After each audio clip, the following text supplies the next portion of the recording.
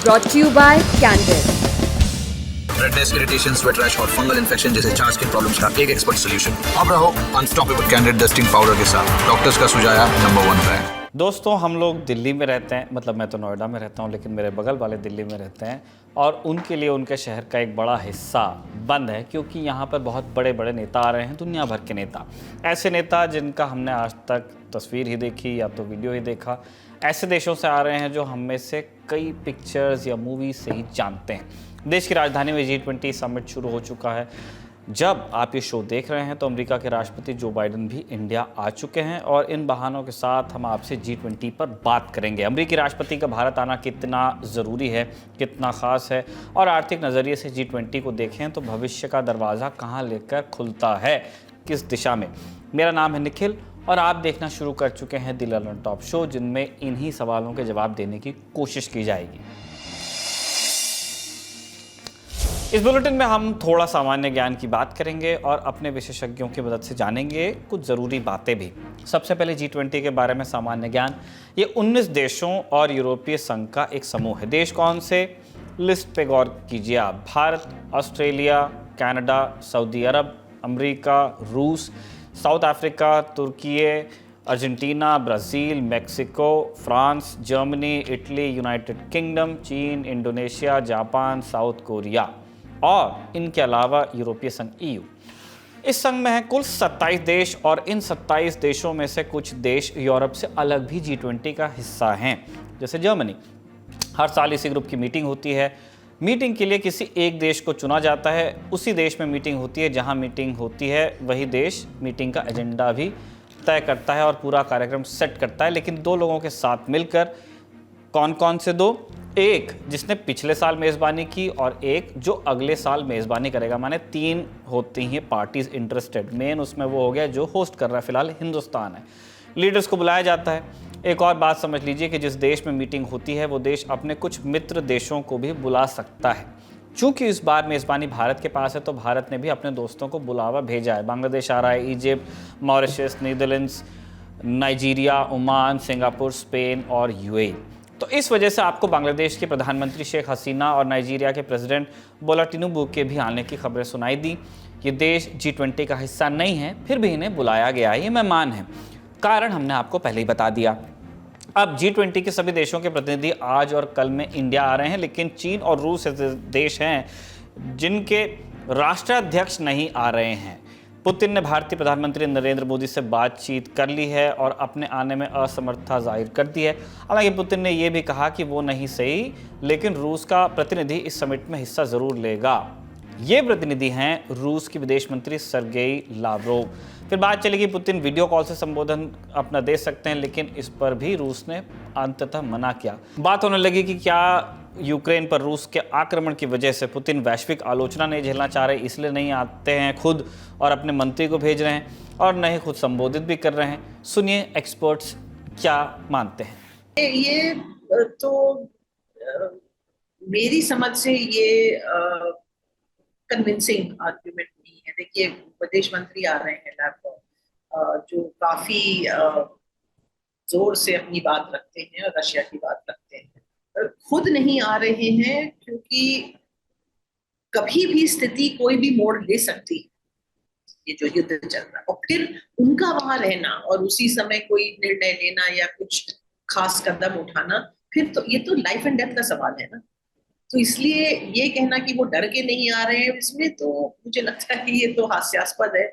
जब वो इतनी बड़ी लड़ाई शुरू करने से उनको कोई डर ना लगा तो फिर ये मीटिंग में क्या डर? तो डर नहीं है। सवाल ये है कि किस हद तक वो संकट जो है अभी, और काफी बड़ा संकट है, वो किस तरह का मोड़ ले रहा है। और ये भी हम समझ लें कि चाहे पश्चिमी देश और खासकर US और यूरोप उनके खिलाफ खड़े हुए हैं, बातचीत जारी है। जर्मनी और उनके बीच में तेल का व्यापार हो रहा है, रेल की व्यापार, खाद्य सामग्री की का व्यापार नहीं होता है। और ग्लोबल साउथ में आप देखिए इतने सारे देश हैं, सभी ने US और यूरोप के साथ तो खड़े होकर निंदा नहीं की है। तो ये कहना कि वो अलग थलग हो गए हैं और अब, ये भी सही नहीं है। मेरी समझ में आज की स्थिति एक बहुत ही जटिल स्थिति है, और इसमें कोई सफेद और काला काइंड ऑफ डिवीजन नहीं है। इसमें बहुत कॉम्प्लेक्सिटी है, और आसान नहीं है कहना कि कौन सी दिशा में किस तरह से ये जो नए इश्यूज निकल रहे हैं वो किस तरह से या तो सुलझते हैं या और भी कटीले हो जाते हैं। इसके बाद हम चीन की बात करते हैं, फिर हमारा फोकस यूएस और तमाम आर्थिक कारणों पर चला जाएगा। चीन के राष्ट्रपति शी जिनपिंग को भी अनिवार्यतः इस समिट में हिस्सा लेना था, लेकिन शी के शामिल होने को लेकर दो टूक जवाब आया कि वो हिंदुस्तान नहीं आ पाएंगे। क्या शी G20 में शामिल होते हुए भी हिस्सा नहीं लेते हैं? ऐसा नहीं है। शी साल 2013 में राष्ट्रपति की गद्दी पर बैठे, तब से लेकर अब तक उन्होंने हर G20 सम्मेलन में हिस्सा दिया, बस एक G20 सम्मेलन को छोड़कर जिसे रोम में होस्ट किया गया था, लेकिन उस समय कारण भी साफ हुए थे। कारण यह था कि चीन में कोरोना महामारी फिर से उफान पर थी। तो शी ने कह दिया कि भाई हमारे यहाँ बीमारी है तो मैं कैसे आ सकता हूँ, महामारी उफान पर थी। लेकिन इस बार कारण क्या था? आप घटनाक्रम पर गौर कीजिए और खुद फैसला लीजिए। ब्रिक्स के तमाम सुरक्षा सलाहकारों की जोहान्सबर्ग में एक मीटिंग हुई। इस मीटिंग में भारत के NSA अजीत डोभाल भी शामिल थे। वहां पर चीन के प्रतिनिधि यांग ली से मुलाकात हुई। 7 अगस्त विदेश मंत्री डॉक्टर एस जयशंकर ने भी ये बात कही कि दोनों देशों के बीच सीमा विवाद पर बात चल रही थी, जो कुछ हद तक सफल रही है। 6 तनावग्रस्त इलाकों में से 4 पर प्रोग्रेस है। वैसे ये बहुत नई जानकारी तो नहीं थी। एनीवेज, लद्दाख के देपसांग और डेमचोक पर भी प्रोग्रेस के आसार जताए गए। 13-14 अगस्त लद्दाख में भारत और चीन की कोर कमांडर लेवल की मीटिंग हुई। जो मामले हैं उनको तेज़ी से सुलझाने पर सहमति बनी। औपचारिक मीटिंग थी, इसमें भी कोई बहुत नई चीज़ सामने नहीं आई। सैन्य और कूटनीतिक दोनों माध्यमों से बातचीत पर सहमति बनी।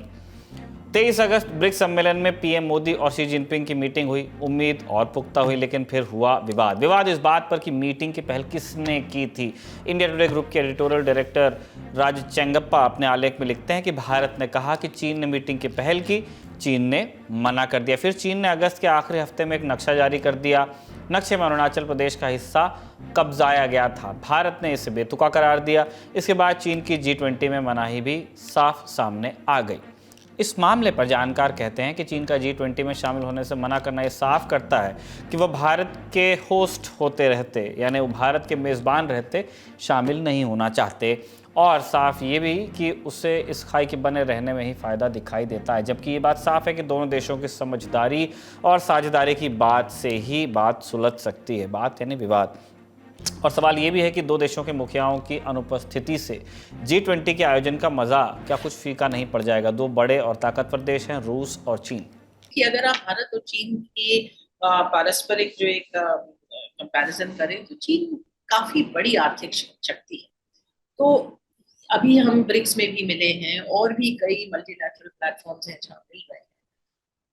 तो सीमा विवाद और गालवान खासकर गालवान के बाद से जो रिश्तों में खटास आई है वो अब एकदम लोएस्ट पॉइंट पर है। इसमें तो कोई दो राय नहीं है। इसके बावजूद भारत और चीन अन्य जो उनके एसोसिएशंस हैं, ऑर्गेनाइजेशंस हैं जहाँ मीटिंग्स हो रही हैं, जा रहे हैं, मिल रहे हैं। ब्रिक्स में तो थोड़ा बहुत आदान प्रदान भी हुआ और ये भी कहा गया कि विवाद को सुलझाने के लिए अपने अफसरों को निर्देश देंगे।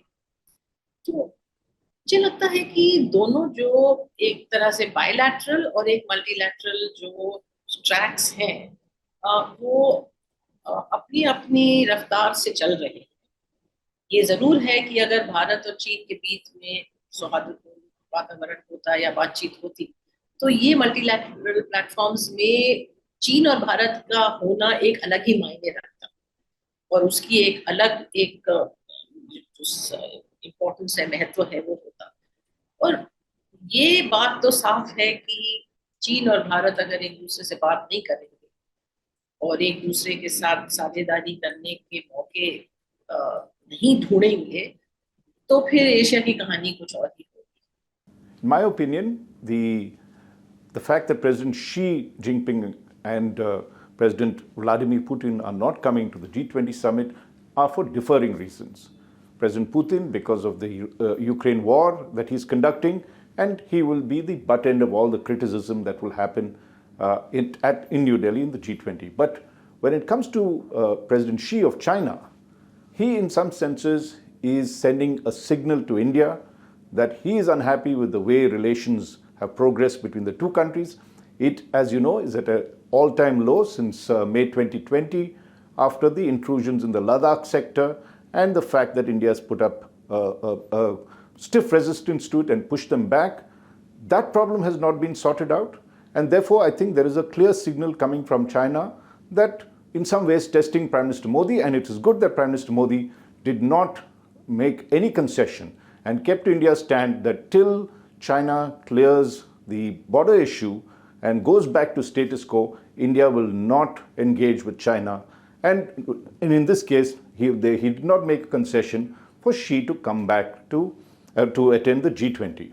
Now, what are the implications of this? G20, mind you, is the greatest grouping of nations, and let's not forget China has sent the Prime Minister of China to come and be part of the deliberations, as well as President Putin has sent his foreign minister. So it's not that Russia and China are not attending the meeting. They just lowered the level of that meeting. But it is to their disadvantage, because what will happen is that India has very smartly, Prime Minister Modi has moved and focused it on G20 issue. Focused the G20 on the global South issues. Now that means that a huge amount of the developing countries and emerging economies, all their key issues, whether it is climate change, finance for that, whether it is indebtedness, a lot of countries are in trouble on that front, whether it is in terms of sustainable development goals, and where have they reached in terms of poverty and doing this. All those issues have come forefront on that matter. In some senses, China, by not being represented by Xi, India is taking the place that China wanted to do in terms of the global South. And that is a major move that Prime Minister Modi has done.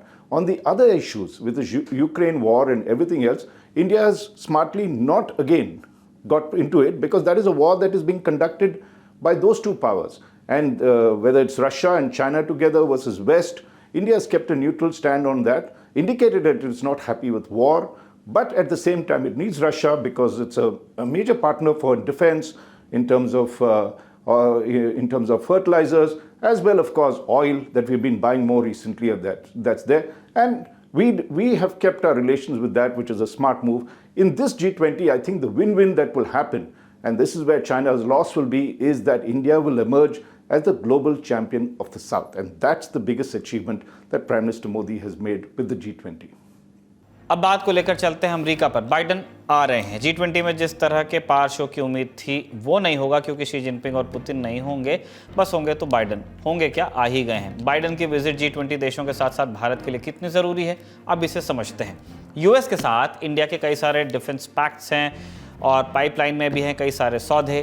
ताज़ा उदाहरण drones का है। जब हाल ही में प्रधानमंत्री Modi state visit पर US गए थे, तब इसको लेकर के बातचीत हुई थी। 7 सितंबर को इंडियन एक्सप्रेस में छपी खबर के मुताबिक भारत सरकार इस ड्रोन को प्राप्त करने के लिए लेटर ऑफ रिक्वेस्ट भी भेजने वाली है, LOR, जिसके बाद इस डील की प्रक्रिया आगे बढ़ेगी।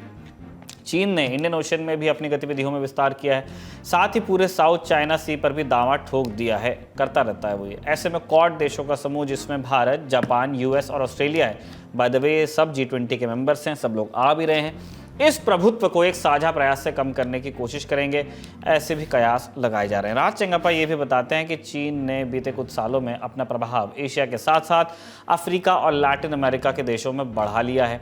अपने रोड एंड बेल्ट प्रोग्राम के तहत पड़ोसी और मित्र देशों में एक बड़ा निवेश किया है, दूसरी ओर पैसे का काम भी किया है। ब्रिक्स के तत्वाधान में न्यू डेवलपमेंट बैंक NDB और Asia infrastructure investment bank AIIB बना दिया है। इन संस्थाओं की मदद से चीन ने इंटरनेशनल मॉनेटरी फंड और वर्ल्ड बैंक जैसी संस्थाओं के प्रभुत्व को चुनौती देने की कोशिश की है। आप कहेंगे कि अमेरिका की बात करते करते फिर से चीन की बात करने लगे, लेकिन आपको समझना होगा कि चीन और अमेरिका के झगड़े में भारत को कैसे फायदा हो रहा है। अमेरिका दरअसल चीन की ये कारस्तानियां देख रहा है और निवेश के लिए अपने पांव पसार रहा है। जैसे चीन से सीधे संबंध तोड़कर बड़ा नुकसान झेलने के बजाय अमेरिका विदेशी कंपनियों को अपने तटों पर प्रोजेक्ट और उत्पादन इकाई लगाने के लिए बहुत सारा पैसा प्रोत्साहन के रूप में दे रहा है, एक तरह का PLI। साथ ही अमेरिका की कंपनियां फ्रेंड शोरिंग और चाइना +1 की रणनीति पर काम कर रही हैं। इसके तहत वो अपनी उत्पादन इकाइयों को चीन से निकालकर अपने मित्र देशों में ले जा रही हैं, जिसमें भारत और वियतनाम जैसे देश शामिल हैं। हमने आपको ब्रिक्स वाले नए बैंक के बारे में बताया, तो इसको काउंटर करने के लिए मल्टीलैटरल डेवलपमेंट बैंकों के नियम को और सरल करने पर विचार किया जा रहा है। इनमें वर्ल्ड बैंक और IMF भी शामिल हैं। नियमों के आसान होने से विकासशील देशों को कम फजीहत के साथ ज़्यादा कर्ज विकास कार्यों के लिए मिल सकेगा, क्योंकि वर्ल्ड बैंक और IMF दोनों के जो लोन्स होते हैं काफ़ी लोडेड होते हैं। सिर्फ पैसा नहीं मिलता आपको ये ताकीद भी मिलती है कि आपको अपने यहाँ पॉलिसी में किस तरह के चेंजेस करने, स्पेशली IMF से जब पैसा आता है। सुनिए एक्सपर्ट्स इस बारे में क्या सोचते हैं। जहां खाली IMF, world bank, Asian development, इन बड़े बड़े बैंकों का आज तक देशों के बड़े प्रोजेक्ट्स या देशों को मदद करने के लिए, वित्तीय सहायता के लिए जिक्र होता था, वहां पर मल्टीलेटरल डेवलपमेंट बैंक्स इस G20 के एजेंडा पर है और भारत बहुत महत्वपूर्ण भूमिका यहां निभाने वाला है एक कंसेंसस बनाने के लिए G20 मेंबरान के बीच में कि मल्टीलेटरल बैंक आज की आर्थिक व्यवस्था का अगर मैं कहूं एक हिस्सा बन चुका है। इसकी जरूरत है क्योंकि ये बैंक दो देशों की जरूरतों को समझ सकता है, दो देशों के बीच में या दो से ज्यादा देशों के बीच में भी एक दूसरे की जरूरतों को समझकर उनकी जरूरतों को पूरा कर सकता है, उनकी आर्थिक, उनकी वित्तीय हालत सुधार सकता है। जहां जरूरत है विकास की वहां ये बैंक लेंडिंग कर सकता है। जो सपोर्ट एक बड़ा बैंक, एक डेवलपमेंट बैंक प्रोवाइड करता है वो ये मल्टीलेटरल बैंक प्रोवाइड कर सकता है। तो मुझे लग रहा है इस G20 समिट में MDBs यानी कि मल्टीलेटरल डेवलपमेंट बैंक से संबंधित कोई बड़ी घोषणा की हम उम्मीद रख सकते हैं। बड़ा अच्छा हुआ है कि प्रेसिडेंट जो बाइडेन का दौरा जो है प्रधानमंत्री के दौरे से कुछ महीने बाद ही इंडिया में हुआ है, भारत में, और बायलैटरल टॉक्स होंगी आज शाम में। बहुत जरूरी है कि दोनों देश जो हैं एक स्ट्रेटेजिक पार्टनरशिप की तरफ बढ़ रहे हैं।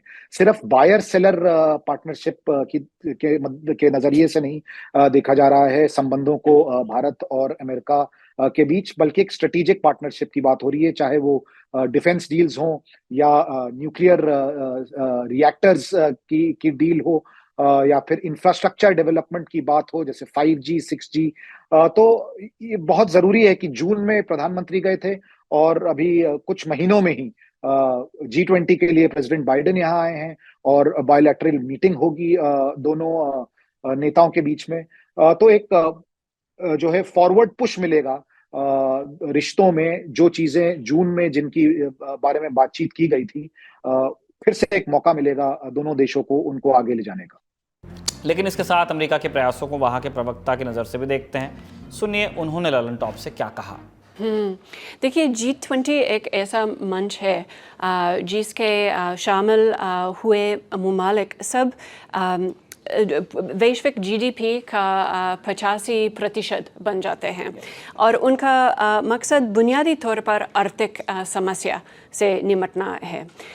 अमेरिका के लक्ष्य अगर हम उसके बारे में बात करें तो बुनियादी तौर पर हम पोषण की सुरक्षा, वैश्विक गुर्बत और वो असरात जो युद्ध से वैश्विक मंदी पर हो रही है उस पर हमारे ध्यान रखना चाहते हैं। हम इन अंतर्राष्ट्रीय मालियाती संस्थाओं को और वसाइल देना चाहते हैं क्योंकि हम देखते हैं कि मल्टीलैटरल डेवलपमेंट बैंक्स, ट्रांसपेरेंसी है, अकाउंटेबिलिटी है, सस्टेनेबिलिटी, ये सब अहम समझते हैं और वो पूरी दुनिया के लिए काफ़ी अच्छा काम कर सकते हैं। हम ये भी देख सकते हैं कि जब से रूस ब्लैक सी ग्रेन इनिशिएटिव से निकल गए और यूक्रेन के अनाज के गोदामों पर हमला किया करते हैं, वो दुनिया के अनाज मंदी पर काफ़ी असरात पड़े और ये महंगाई दुनिया के गरीब तरीन आबादी पर काफ़ी बुरी नुकसान पहुंचा रहे हैं। अब चलते चलते बात अर्थव्यवस्था की 9 और 10 सितंबर को होने वाली मीटिंग्स में नेता लोग अर्थव्यवस्था को लेकर कुछ बिंदुओं पर बात करने वाले हैं। उनमें से प्रमुख बिंदुओं का आपके लिए हम उल्लेख कर रहे हैं। पहला, क्रिप्टो करेंसी। बैन लगाने के बजाय भारत का पुश होगा कि क्रिप्टो करेंसी को रेगुलेट किया जाए, मल्टीलैटरल डेवलपमेंट बैंक्स के नियमों को और आसान बनाया जाए, कर्ज को लेकर दुनिया भर में एक ओपन व्यवस्था लागू की जाए। बता दें कि मल्टीलैटरल डेवलपमेंट बैंक्स और कर्ज वाली बात को लेकर चीन ने अपनी नाराजगी पहले ही जाहिर की है, क्योंकि उससे चीन ने जो लोन बांटकर अपना प्रभुत्व स्थापित किया है वो नए बदलावों के बाद कम होगा, ऐसी संभावना जताई जा रही है। सुनते हैं इन मामलों पर विशेषज्ञ क्या कहते हैं। जिस प्रकार से चाइना ने दुनिया भर में एक डेट या चेकबुक डिप्लोमेसी जिसको कहते हैं वो चलाई, देशों को जा के लोन दिए, उनके एसेट्स बदले में प्लेज किए गए, कुछ जगहों को तो खरीद भी ले गया। हबन टोटा श्रीलंका में एक बहुत जीता जागता उदाहरण है।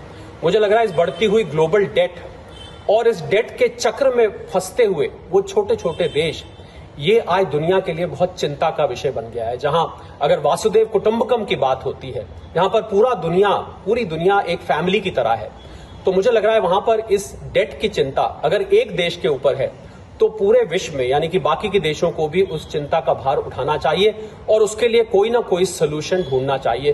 तो ग्लोबल डेट, खासकर चीन की जो ये चेकबुक डिप्लोमेसी है, इसके खिलाफ कुछ ना कुछ G20 में जरूर निकल के आएगा। ये एक चिंतन का, एक डिस्कशन का एजेंडा रहेगा और हो सकता है MDBs के थ्रू या एक अलग से फंड क्रिएट किया जाए जिससे वो देश जो इस समय संकट में है, जिनको चीन या किसी अन्य कारण से डेट ने फंसा दिया है, उनके लिए कुछ ना कुछ राहत की खबर आए इन G20 नेशंस के समिट में। मतलब पूरी लड़ाई पावर गेम की है, कोई कितना पावरफुल है, कितना मजबूत है और दूसरे के महत्व को कैसे कम किया जाए, कितने कूटनीतिक तरीकों से किया जाए, बात इसकी भी है।